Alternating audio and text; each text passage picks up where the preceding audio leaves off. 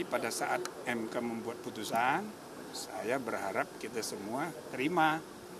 Mudah-mudahan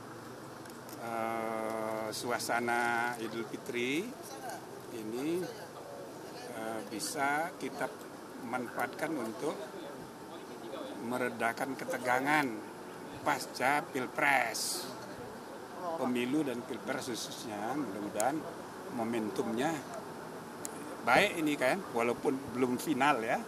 Kita tunggu putusan MK, tapi apapun putusannya karena perdebatannya sudah pro dan kontra dengan segala bukti.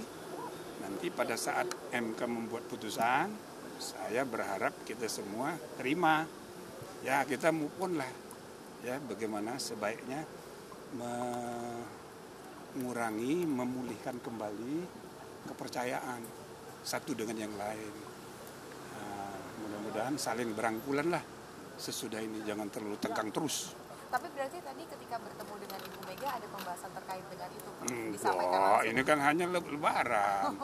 Tadi pagi saya ke Pak Jokowi sama, saya kan sudah 3 tahun juga nggak masuk istana gara-gara COVID. Ibu Mega juga sudah lama sekali, saya 4 tahun kali. Padahal dulu kan setiap tahun mesti datang saya ke sini. Gitu, jadi kalau digambarkan suasananya tadi ketika bertemu dengan Ibu Mega, ada pesan khusus atau ada pembicaraan apa aja, Prof? Hanya bicara soal Lebaran aja.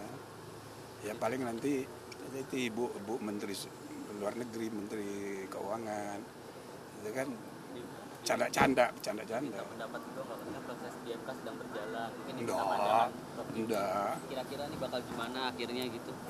Enggak ya Pak? Saya kan nggak bisa menebak. Yang jelas perdebatannya seru kan, pro kontra dengan segala bukti. Ya harapan saya ya kita terima. Kan lumayan sesudah Majelis Kehormatan MK membuat putusan, kan semua memberi harapan kepada MK. Coba kalau ketuanya masih yang lama, siapa yang mau berperkara? Todung Mulyo bisa ada di dalam tadi. Masa iya dia mau berperkara kan gitu kan di MK. Tapi sesudah ketuanya sudah diganti, dia tidak boleh lagi menangani perkara. Ya alhamdulillah semua menaruh harapan pada MK, maka kita percayakan aja. Ya harapan saya suasana Idul Fitri ini kita pakai momentumnya untuk rekonsiliasi. Nah gitu kira-kira ya. Jadi diapresiasi juga atas putusan MK ya, yang dari Prof Jimli atas putusan Gibran. Ya insya Allah semua kelompok terima, walaupun ada saja yang kenapa nggak begini, kenapa nggak begitu, kenapa nggak putusan MK-nya dibatalin, kenapa nggak dipecat dari anggota. Nah, itu kan cermin orang marah. Nah kemarahan publik sekarang ini ada 2 hal yang membuat orang marah banget. Belum pernah kejadian kayak begini dalam sejarah Republik kita. 1, orang marah mengenai etika. Yang kedua, orang marah mengenai dinasti, politik dinasti, gitu. Semua orang marah, termasuk Romo Magnis, termasuk Gunawan Muhammad. Menggambarkan idealisme para elit kita sudah sampai puncak nih. Nah, jadi maksud saya sesudah pemilu ini, mari kita manfaatkan momentumnya untuk, ya kan, bagaimana memperbaiki ke depan supaya modernisasi pelembagaan itu harus kita jadikan agenda penting. Jangan lagi ada feodalisme dan politik dinasti. Yang kedua, etika kehidupan berbangsa dan bernegara itu momentumnya sekarang nih, ya kan? Sambil yang solusi jangka pendeknya kita percayakan pada MK saja. Tapi sesudahnya ini belum selesai masalahnya. Masalahnya harus dibenahi negara ini gitu loh. Dari segi etika dan dari segi modernisasi kelembagaan. Prof, gitu. Kemarin kan Ibu Mega juga sempat menulis opini di harian Kompas terkait dengan harapannya soal MK. Berarti Prof Jimli setuju dengan itu bahwa ini adalah momentum MK, kemudian masyarakat juga menyorot bagaimana keputusan MK nanti. Ya intinya sekarang ini kan apa yang ditulis oleh Ibu Mega itu puncak dari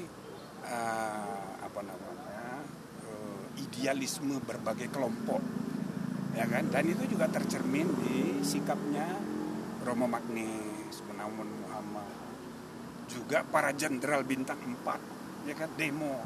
Dalam sejarah yang demo itu rakyat biasa, Ya kan? Sekarang ini yang demo ini elit.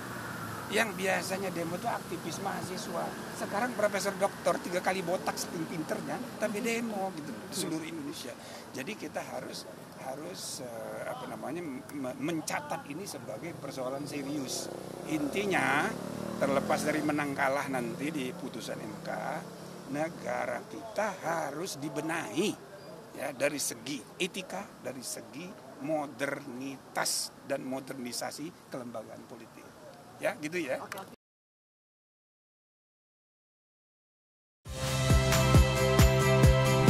Saya Rahmat Ibrahim. Saksikan program-program Kompas TV melalui siaran digital, pay TV, dan media streaming lainnya. Kompas TV, independen, terpercaya.